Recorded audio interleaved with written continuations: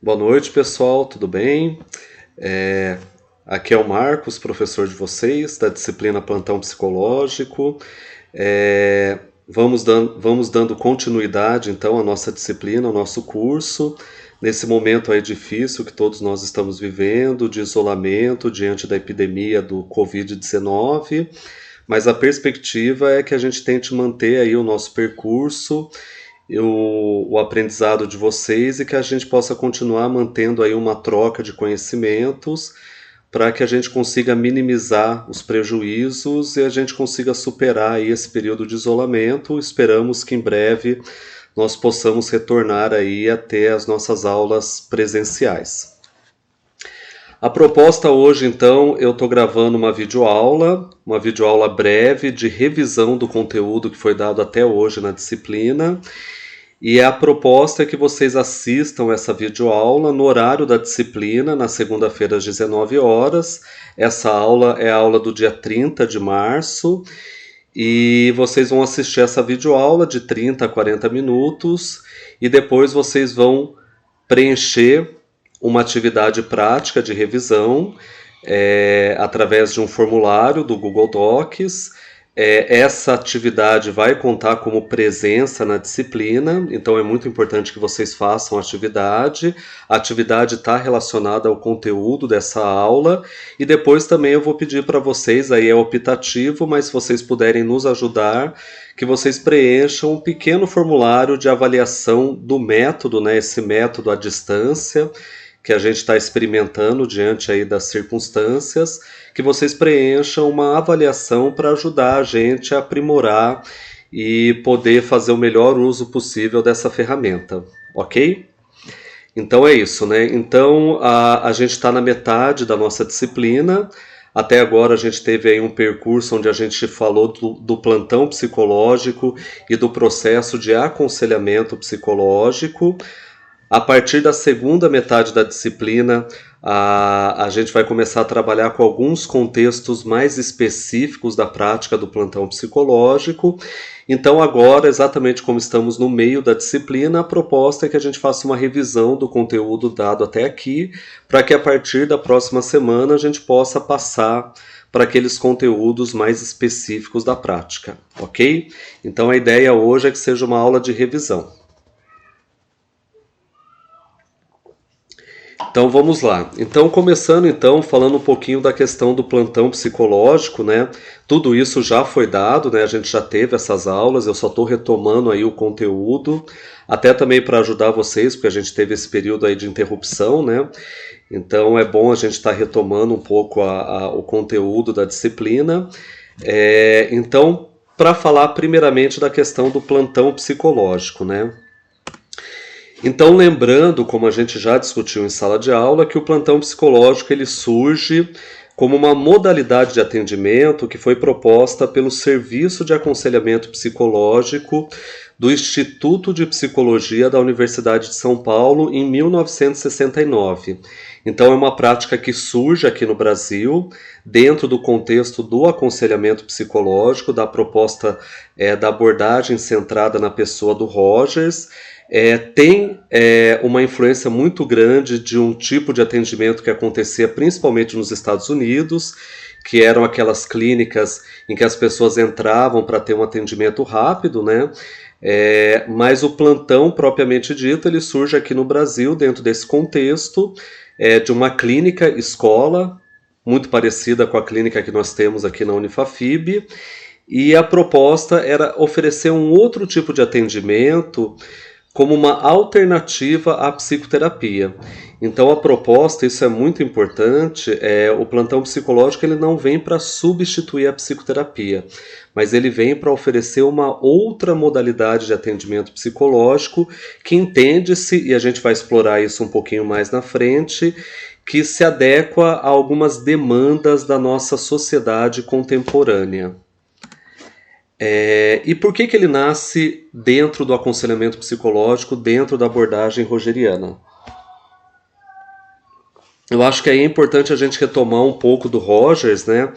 Que o Rogers ele surge ali na década de 50, 60, questionando o modelo tradicional da psicologia clínica. Então ele começa a questionar esse modelo tradicional e a propor uma perspectiva alternativa, onde ele se foca na pessoa, no cliente. Então isso é muito importante.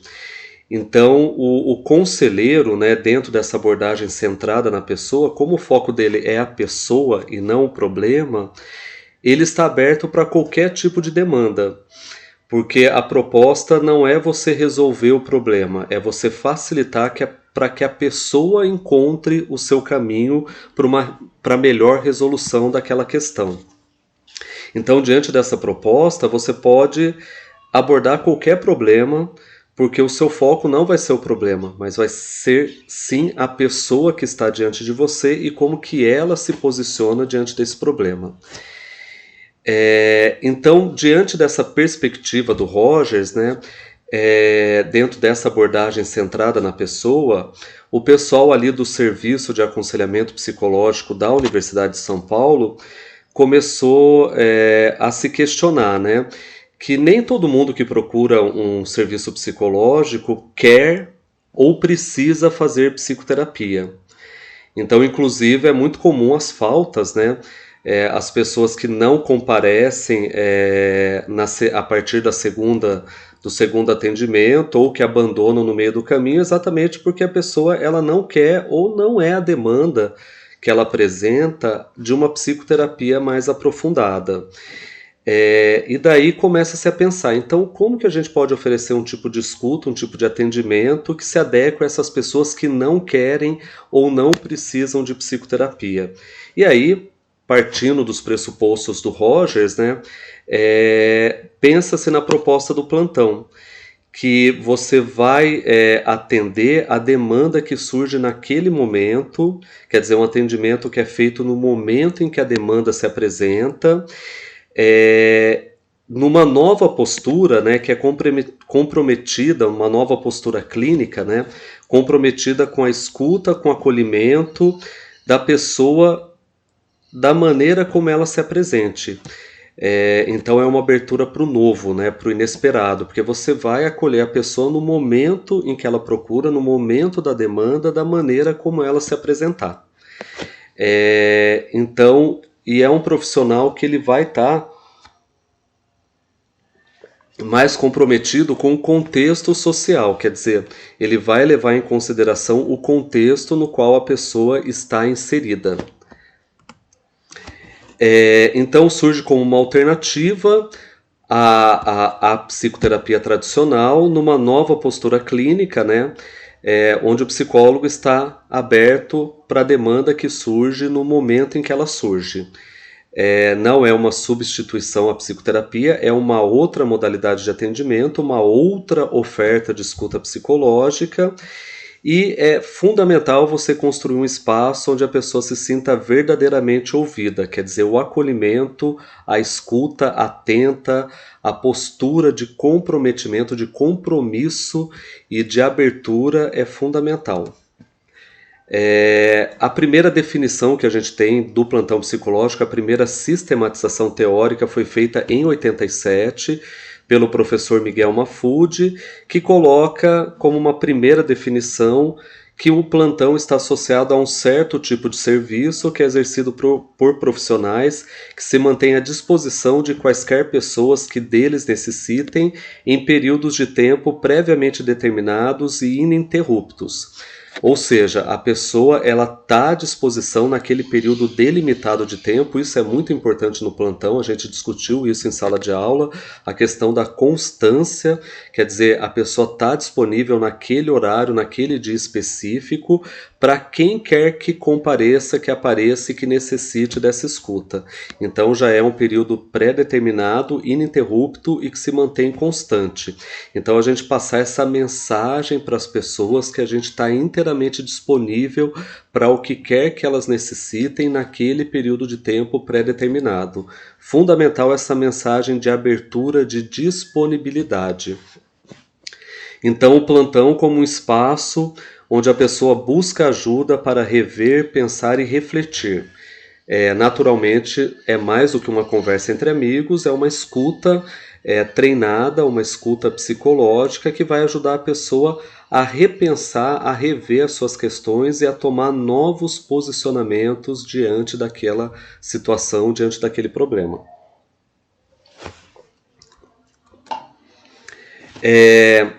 Características fundamentais do plantão, então, ele atende uma ampla gama de demandas, lembre-se sempre daquela questão, é centrado na pessoa e não no problema, então é centrado no cliente, então pode atender uma ampla gama, você não precisa ser especialista naquele problema que se apresenta, é importante essa sistematicidade, essa regularidade, a disponibilidade do profissional, que tem que estar preparado para qualquer demanda que possa surgir, quer dizer, para lidar com o não esperado. O cliente ele vai ter aquele espaço como local de referência, então se o plantão ocorre no mesmo lugar, no mesmo horário, nos mesmos dias, quer dizer, tem essa constância e regularidade, se torna um referencial de apoio e de ajuda que a pessoa sabe que pode contar no momento da necessidade. Responde a demanda no momento em que ela se apresenta, quer dizer, tira toda aquela burocracia de você ter que passar por uma primeira entrevista, aguardar numa fila de espera, enfim. Ela é um atendimento para demanda emergente que emerge naquele momento e que vai ser atendido no momento da procura. E a forma de se enfrentar a problemática se definirá no processo do plantão.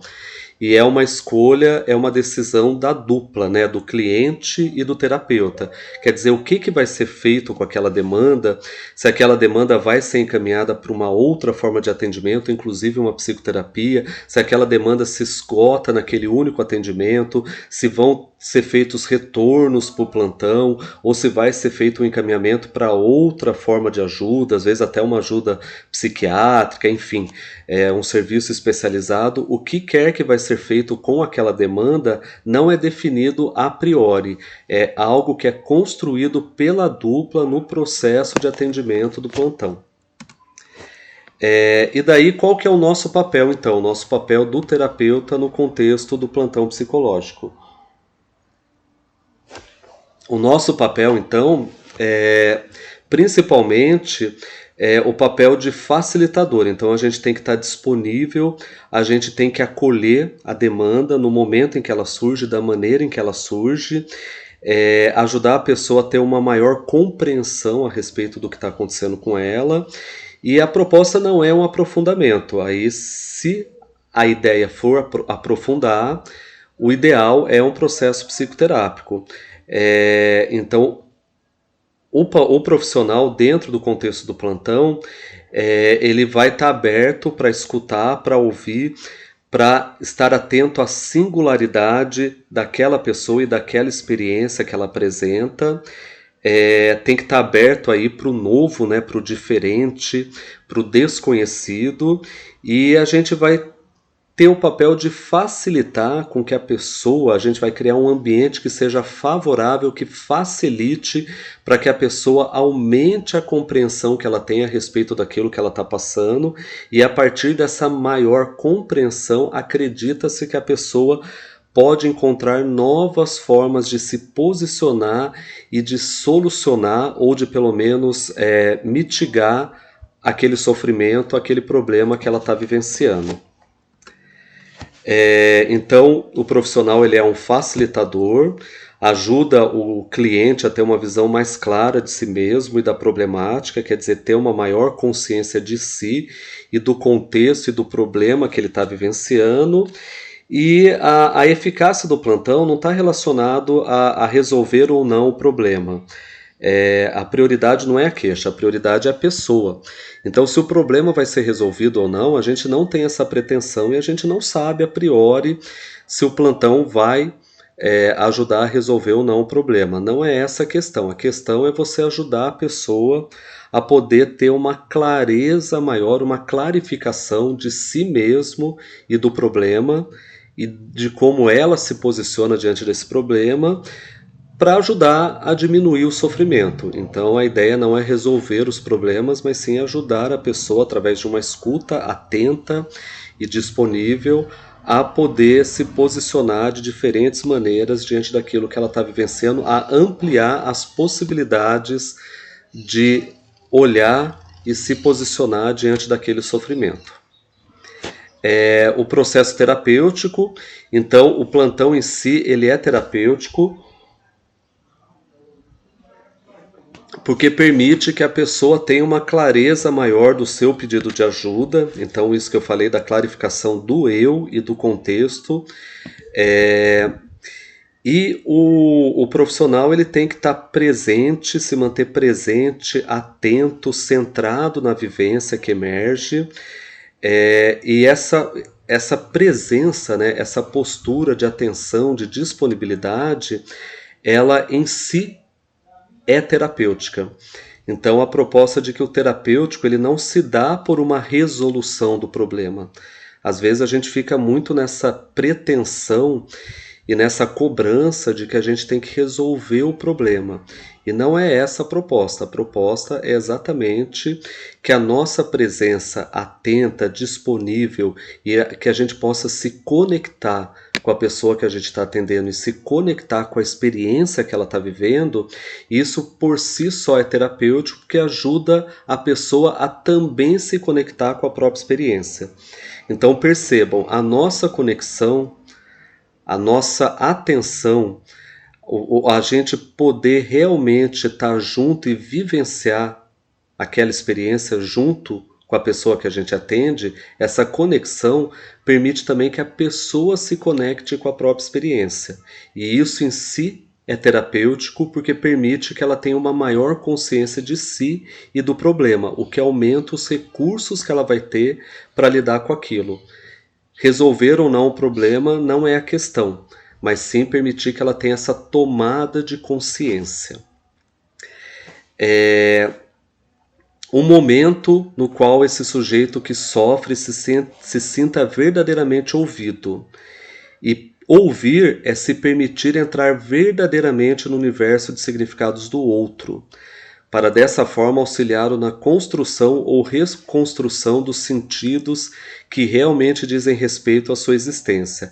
É um mergulho no universo interior da pessoa que fala, sem a interferência de julgamentos e valores, a partir do qual se abrem possibilidades dela mesma se ouvir. Então, basicamente, é um resumo do que a gente está falando. Essa disponibilidade do terapeuta em entrar no mundo da outra pessoa, mergulhar nesse mundo, suspendendo os seus valores e os seus julgamentos para poder realmente se colocar no lugar daquela pessoa, que é aquilo que a gente chama de empatia.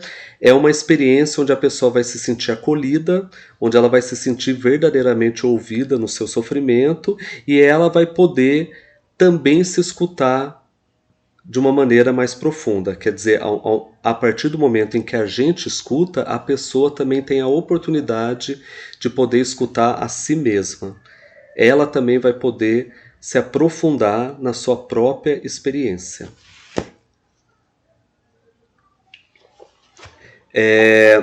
Então, basicamente, do plantão psicológico, uma introdução ao plantão psicológico é isso, né?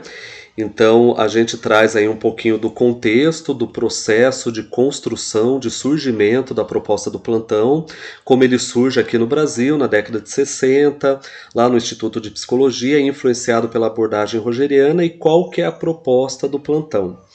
Aí, a gente continuou na nossa disciplina falando do aconselhamento psicológico, lembrando que o plantão nasce no contexto do aconselhamento psicológico e é marcadamente influenciado pelo aconselhamento. Então, mesmo que hoje a gente tenha o plantão psicológico sendo feito nas mais diferentes abordagens, psicanalítica, cognitiva comportamental, ele nasce na abordagem centrada na pessoa.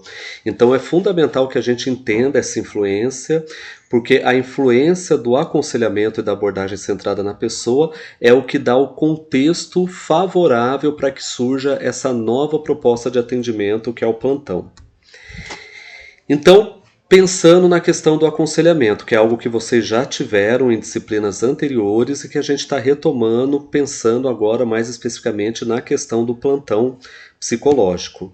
Então, lembrar que antes da abordagem centrada na pessoa, antes do Rogers, O aconselhamento ele estava muito relacionado à prática do dar conselho, ou seja, era muito comum no contexto escolar e estava muito relacionado à ideia de que alguém com mais experiência vai falar para alguém com menos experiência o que essa pessoa deve ou não fazer. Então a prática do aconselhamento estava muito vinculada à ideia do dar conselho.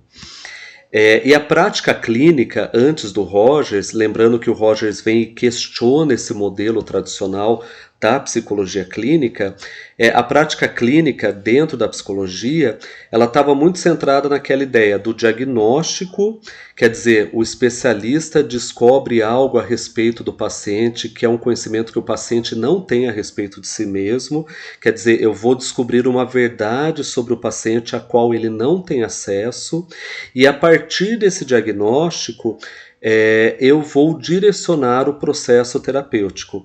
Então, partia-se muito de uma ideia de que, a partir de instrumentais de avaliação, a psicologia clínica tradicional, eu chego a um conhecimento baseado no meu papel de especialista, um conhecimento que o paciente não tem, e a partir disso eu direciono o processo de tratamento.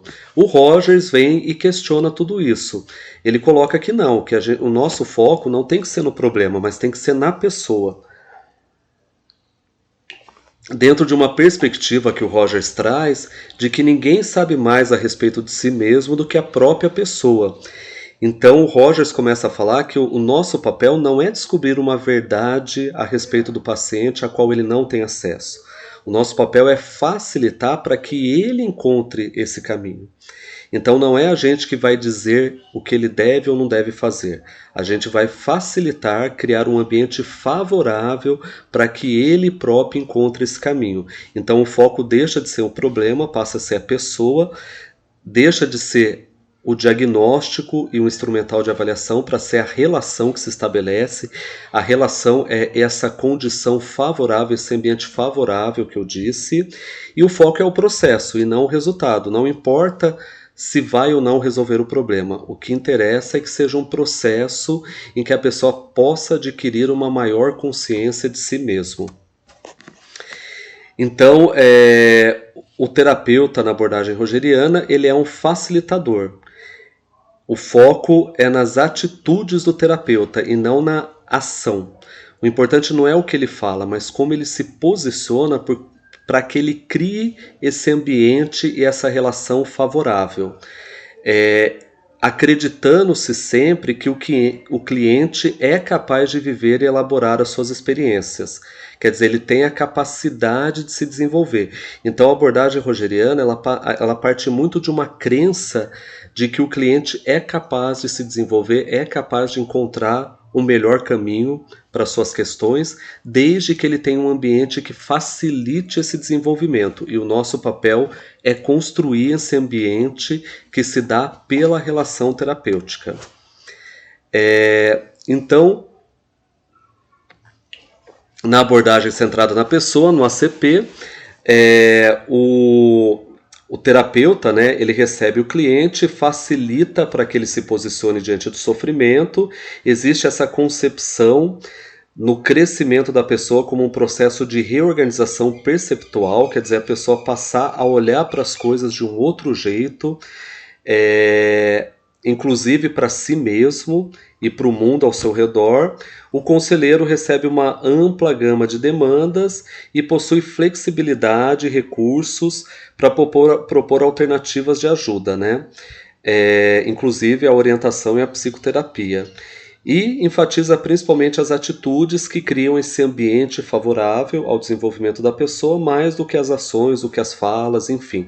Muito mais importante é você estar disponível por inteiro do que qualquer interpretação ou qualquer fala que você possa vir a ter durante o processo. Então o aconselhamento psicológico dentro dessa abordagem rogeriana, que tem essa mudança, deixa de ser uma atividade de dar conselho e passa a ser um processo interativo, caracterizado por essa relação entre o cliente e o conselheiro, que pretende-se que leve o cliente a ter algum tipo de mudança. A ideia é que o aconselhamento leve o cliente a ter um comportamento livre e responsável, quer dizer, favorece a autonomia. Então a gente acredita que o cliente é capaz e por isso a nossa postura é de favorecer a autonomia dele. E a proposta é que leve à mudança, né? E daí, de uma maneira didática, né, para a gente poder entender um pouquinho melhor esse processo do aconselhamento psicológico, a gente divide o aconselhamento psicológico em 3 fases, que é a descoberta inicial, a exploração em profundidade e a preparação para a ação. Lembrando que isso é uma divisão didática, para facilitar a nossa compreensão. É claro que na prática essas fases elas vêm misturadas e a ideia é que não é um processo linear, mas que você precisa de uma fase para passar a outra. O que não quer dizer que isso não tenha retornos. Então você precisa da primeira fase para passar para a segunda fase e consequentemente para a terceira fase, mas esse processo é feito de idas e vindas. Então você pode passar para a segunda fase, depois retornar para a primeira, chegar até a terceira, mas depois ter um retorno, enfim. Isso se dá de uma maneira não linear, mas uma fase depende da fase anterior para que ela possa ocorrer. Então, quando a gente fala da descoberta inicial, que é a primeira fase, essa primeira fase da descoberta inicial é uma fase onde é fundamental a escuta, onde é fundamental o acolhimento, é fundamental criar uma relação de confiança, porque essa fase ela é uma fase onde se estimula o cliente a falar abertamente, livremente daquilo que está acontecendo, daquilo que está o angustiando e que o levou a procurar ajuda. E a proposta é que nessa primeira fase, tanto o terapeuta quanto o cliente vão poder clarificar e dar um contorno para a demanda. Então é descoberta inicial, quando a gente começa a clarificar, a ter uma tomada de consciência e começar a dar um contorno para o que levou essa pessoa a procurar ajuda. Fundamental as atitudes do terapeuta que favorecem esse clima de confiança, entre elas principalmente aqueles fatores preconizados pelo Rogers, da empatia, da coerência, da consideração positiva, e depois sucessores do Rogers, né, ampliaram isso, trazendo também a questão da concreção, da imediação e da confrontação. Então, principalmente na descoberta inicial, criar esse clima de confiança, favorecer para que o cliente possa falar abertamente, livremente daquilo que está acontecendo, porque a gente vai tentar dar um contorno, clarificar aquilo que o trouxe até um momento ali de pedir uma ajuda. A questão da empatia, que é fundamental, que é você poder se colocar no lugar do outro, quer dizer, você poder olhar para o mundo a partir do referencial da outra pessoa, o que não é fácil, porque depende muito da gente poder, pelo menos temporariamente, suspender os nossos valores e os nossos pontos de vista, para que a gente possa entender a partir dos valores e do ponto de vista do outro. E uma coisa muito importante é que o Rogers ele traz uma mudança na questão de empatia. O conceito de empatia já existia antes do Rogers, como essa tendência para sentir o que o outro sente, mas o Rogers coloca que não é apenas uma tendência, é uma capacidade. Qual que é a grande diferença disso? Antes do Rogers, entendia-se a empatia como uma característica natural. Ou a pessoa tem ou a pessoa não tem. É uma coisa que naturalmente a pessoa desenvolve, algumas desenvolvem, outras não, e que isso depende de pessoa para pessoa. O Rogers traz uma outra perspectiva, não é uma tendência, é uma capacidade que pode ser desenvolvida. Ou seja, ele passa a entender que existem técnicas que você pode utilizar para desenvolver a sua capacidade de empatia, entendendo ela como fundamental ao processo terapêutico, então como uma capacidade que todo terapeuta deve desenvolver. Quer dizer, você não precisa nascer com, você não precisa ter isso naturalmente desenvolvido, você precisa incentivar a sua capacidade e aumentar essa capacidade. Então deixa de ser uma tendência para ser uma capacidade adquirida e desenvolvida, que é um instrumento fundamental do trabalho do terapeuta, e é muito importante para você desenvolver a capacidade empática, você estar atento a si mesmo, porque você tem que estar muito atento para separar o que é seu do que é do outro. Então isso demanda um autoconhecimento do terapeuta muito intenso. Você precisa se conhecer para você poder separar o que é seu do que é do outro, para você poder olhar a partir da perspectiva do outro. Então, para você poder suspender os seus julgamentos, as suas angústias, os seus pontos de vista, você precisa se conhecer profundamente. Então, isso é fundamental. Então, na exploração em profundidade, o cliente tem uma compreensão mais clara das suas problemáticas. É fundamental uma relação de confiança. Essa clarificação, esse contorno para a demanda só vai acontecer se a pessoa se sentir à vontade para falar, e isso depende dessa relação de confiança que é estabelecida. Opa, peraí, que aqui eu confundi um pouquinho, né? Então agora vamos para a exploração em profundidade.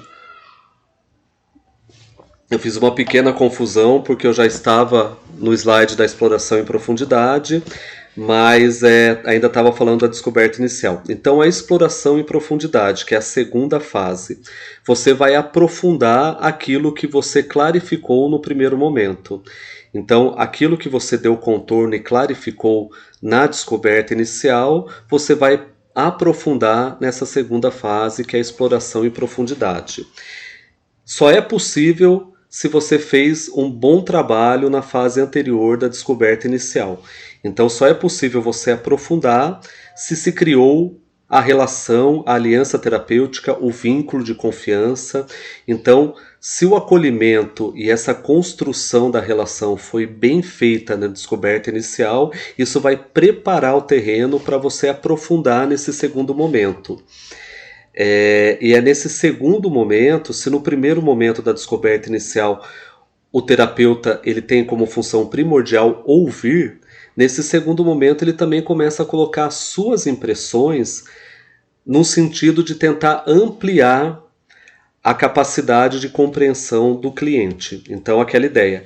Na primeira fase da descoberta inicial, você vai ouvir e você vai criar um ambiente favorável para que a pessoa se expresse livremente, para você poder dar um contorno e clarificar a demanda. Nesse segundo momento que você vai aprofundar essa demanda, você já pode, enquanto terapeuta, colocar algumas impressões, algumas percepções baseadas na sua capacidade empática para tentar ajudar o cliente a ampliar a compreensão, ajudar ele a ver aquilo que ele não está conseguindo ver, poder olhar para aquele problema de uma outra perspectiva, de uma outra forma, de tal maneira que ele amplie o conhecimento, a percepção daquilo, de tal maneira que ele possa pensar em alternativas de ação. Então é importante o insight, né? Quer dizer, o insight é essa tomada de consciência, aquele momento em que o cliente percebe algo novo a respeito daquilo que ele está vivendo.